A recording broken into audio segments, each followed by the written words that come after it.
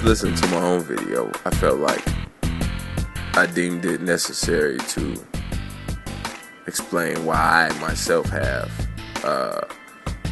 Andre Ward number one as opposed to Floyd Mayweather.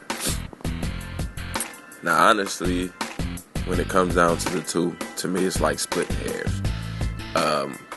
To me, at this very moment, their careers have been parallel, given what Andre Ward has done at 168 pounds and what Floyd Mayweather has done at 147 pounds.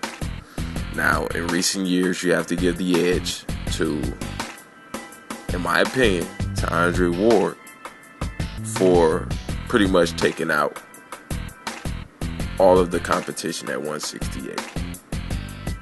There is no, well, he didn't fight this dude or he didn't fight that dude in his division, as opposed to being able to say that with Floyd Mayweather.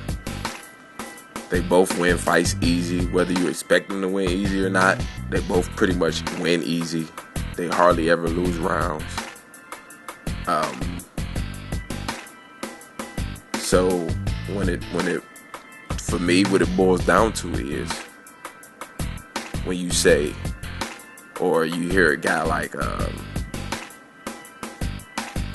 Carcino says that there is only one pound for pound fighter, right? So when you take into consideration a statement like that, then you say, well, if Andre Ward was 147 pounds, could he beat Floyd Mayweather? I don't know. I think he probably could, because I haven't seen him have a tough fight yet.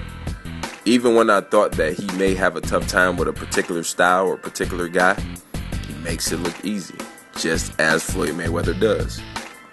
So the thing to me here is this. For whatever you could say about Floyd Mayweather, that, you know, he looks good doing this or that, or he makes fights easy, or he fights the top guy, and whatever the case may be, I can make a case for Andre Ward in the same regard. And the reason that I think that Andre Ward tips the scale, in my opinion, is because he left no doubt in his own division or around his division. And for whatever reason that you can come up with, and why certain fights don't or didn't happen for Floyd Mayweather, it is what it is. You know what I'm saying? It's almost like debating, you know, the MVP in baseball or something, and you say, or Cy Young, you know, and one pitcher is a knuckleballer and one pitcher is a fastball pitcher. If you like to see the radar gun tipping at 100, you're gonna go with the fastball pitcher. And if another guy's a knuckleballer, being all things, other things being even as far as ERA and on-base percentage and all that other shit and strikeouts, you know, somebody else is gonna take a different type of guy to like the knuckleballer. And there are plenty of people who like knuckleballers.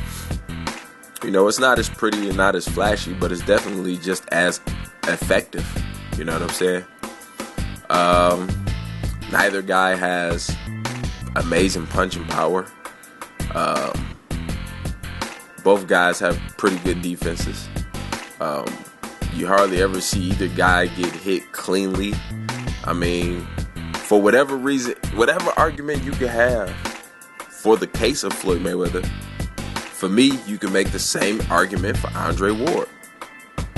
Whatever your argument is, you know, and that is my reason why I put Andre Ward ahead, tipping the scales just slightly toward Andre Ward. That is the reason, you know.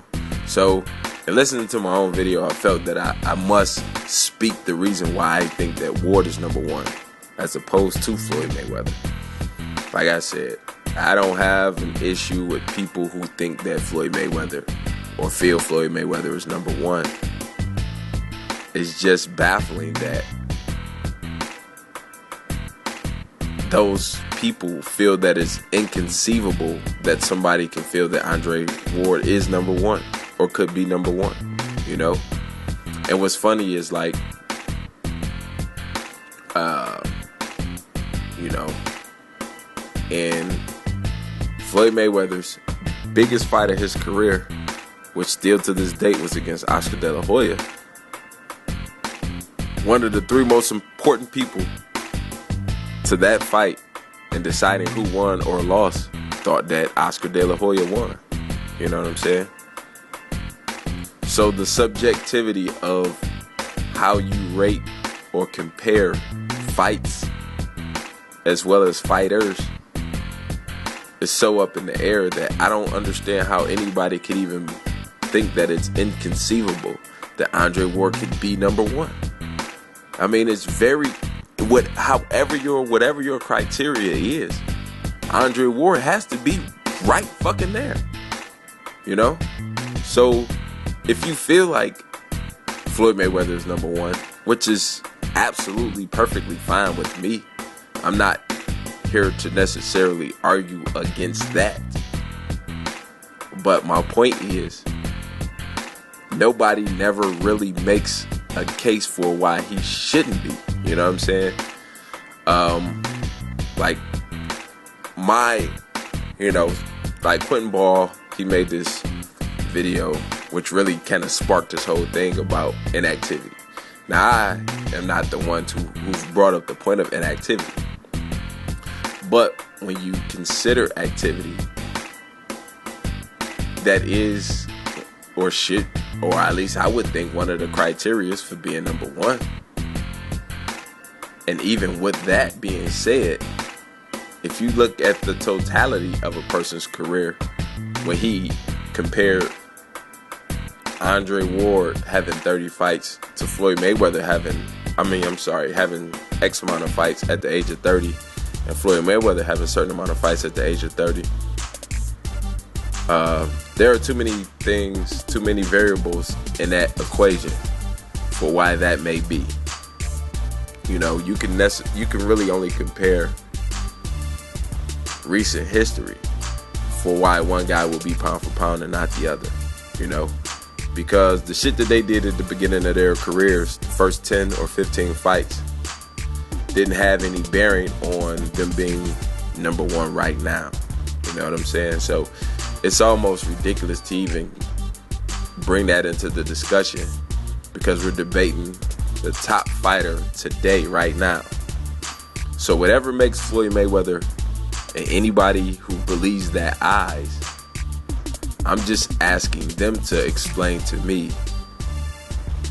what hasn't Andre Ward done in the same regards that you feel like Floyd Mayweather has done to make him the top fighter there is today?